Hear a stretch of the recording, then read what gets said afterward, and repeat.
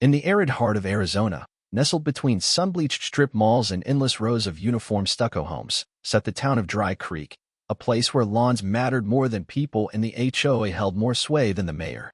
It was a town suspended in routine, ruled not by policy but by pettiness. At the center of that quiet storm stood one woman, Eleanor Burke.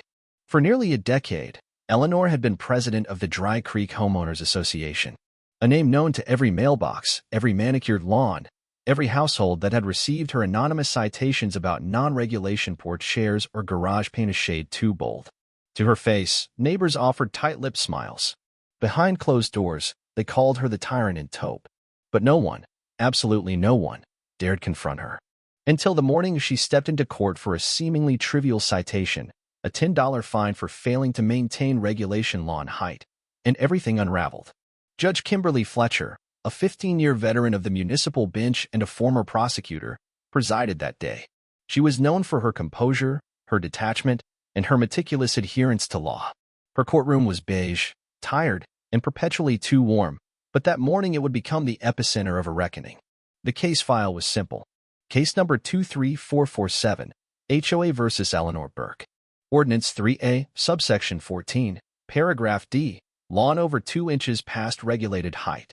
Eleanor entered not like a defendant, but like a monarch summoned to answer peasantry. Her beige suit was pristine, her hair a helmet of lacquer, and her presence a thunderclap in heels. She stood before the bench, lips pursed, eyes staring. Violation confirmed by 2 resident complaints and photographic evidence, Judge Fletcher read. Standard fine of $10. Due within 48 hours. Eleanor twitched.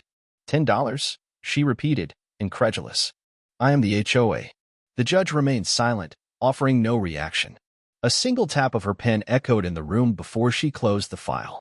You have 48 hours. Next case. And then, without warning, Eleanor strode to the bench and slapped Judge Fletcher across the face. The room stilled, a collective breath sucked from the air. The bailiff lunged. The gallery gasped. But Judge Fletcher didn't flinch. Her voice, steady as stone, declared, "You just assaulted a sitting judge." The arrest was swift. The video, clear, damning, astonishing, was online within hours. It rocketed through platforms, from TikTok to local news to late-night TV. A poised woman in pearls slapping a judge over a $10 fine. No caption needed. The internet did what it does. It judged. But not the court. Not the law. Not the system. It judged Eleanor Burke, the HOA monarch, the self-appointed enforcer of beige conformity, the woman who had fined a veteran for flying a flag, a widow for a potted plant, children for playing too loudly. Dry Creek remembered. Every citation. Every humiliation. Every act of unchecked authority. Now, voices that had been hushed for years rose. Residents posted their stories. Screenshots, audio clips, letters, photographs of fines slipped under doors at midnight. A portrait of tyranny drawn in HOA memos and late-night patrols. Eleanor fought back. Claimed emotional trauma. Accused the judge of provocation. Hired a YouTube-famous attorney known more for meme-worthy courtroom rants than legal acumen. But the tide had turned. Her trial became a spectacle. Courtrooms filled daily. Shirts reading $10 of justice and posters of broken gnomes filled the gallery. Even a teenager in a cardboard lawnmower costume appeared. The evidence piled high.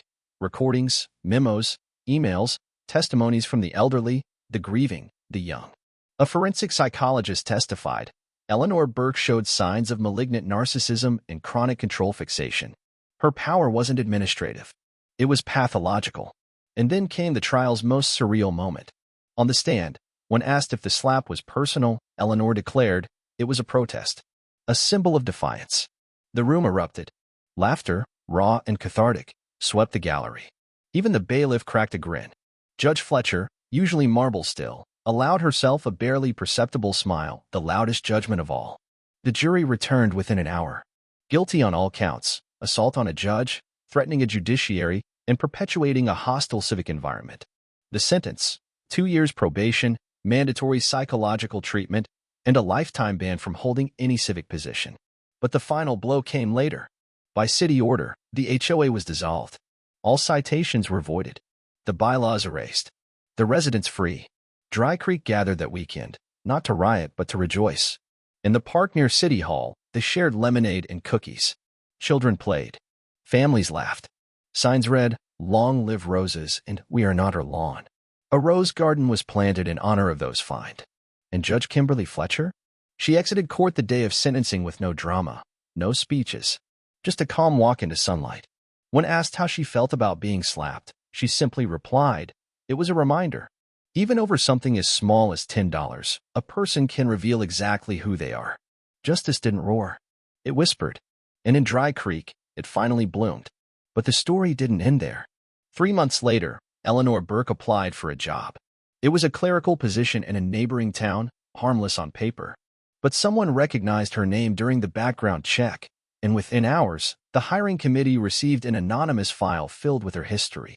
The job was quietly given to someone else. She tried to join a book club in a nearby community. No one responded to her emails. At a local market, a former HOA resident passed her by without a glance. Her power had dissolved. Yes. But more than that, her name had become a warning. Eleanor sold her house under market value and moved to another state. She changed her hair, deleted social media, even tried using her maiden name. But Dry Creek remembered. And somehow, so did the world. Meanwhile, Dry Creek itself had transformed. The new Residents Association was led by a rotating council of volunteers. No citations. No anonymous complaints. Just community potlucks, garden shares, and monthly meetings in the park.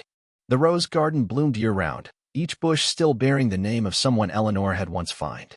Kids played freely, porch lights glowed warm into the night, and for the first time in years, neighbors didn't just coexist, they connected. And somewhere in that peace, in the calm that came after the storm, justice didn't just bloom. It thrived.